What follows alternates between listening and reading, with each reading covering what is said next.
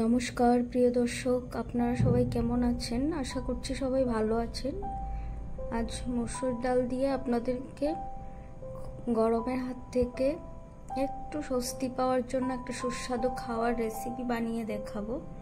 এই নিয়ে নিলাম মসুর ডাল, সাথে কারি পাতা, টমেটো কুচি, পেঁয়াজ কুচি, লঙ্কা কুচি, আলুটাকে সরু সরু করে কাটিয়ে নিলাম, জিরে গুঁড়ো, হলুদ গুঁড়ো, লবণ পরিমাণ মতো, সাথে দিলাম রসুন কুচি অল্প একটু। এবার এখানে একটু সরিষার তেল দিয়ে আমি সবটাকে চটকে মেখে নেব, তারপর আপনাদের সাথে দেখাচ্ছি পরের অংশটা।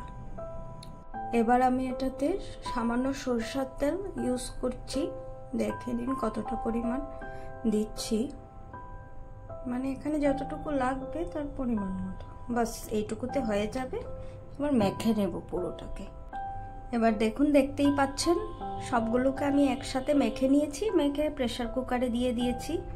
এবার এটাতে আপনার পরিমাণ মতো আমি জলটুকু ব্যবহার করব, যতটুকু প্রয়োজন জলটুকু, বাস এইটুকুতে হয়ে যাবে। পরে লাগলে গরম জল আবার অ্যাড করব। এবার দুটোর মতো সিটি দিয়ে দেব, দিয়ে তারপর নামিয়ে নেব। বসিয়ে দিলাম গ্যাসে, এবার দুটো সিটি দিয়ে তারপর নামিয়ে নেব।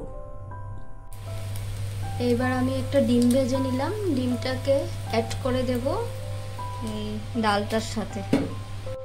বার কড়াইতে তেল দিয়ে দিলাম সামান্য একটু, সম্বাসের জন্য দিয়ে দেব এদিকে তেজপাতা আর একটা শুকনো লঙ্কা এটাতে।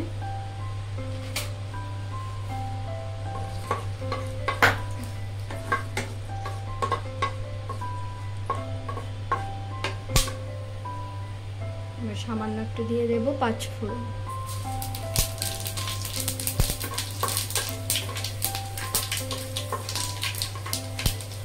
এবার এটাকে অ্যাড করে নেব। অ্যাড করে নিয়েছি, এবার বসিয়ে দিয়েছি, এটা মিক্সড করে নেব ফোড়নটা। তারপর সামান্য কিছুক্ষণ জাল দিয়ে নামিয়ে নিলেই হয়ে যাবে আমাদের আজকে সুস্বাদু একটা মসুরির ডালের সাথে সব মিশিয়ে একটা মিক্সড ডাল সবজি।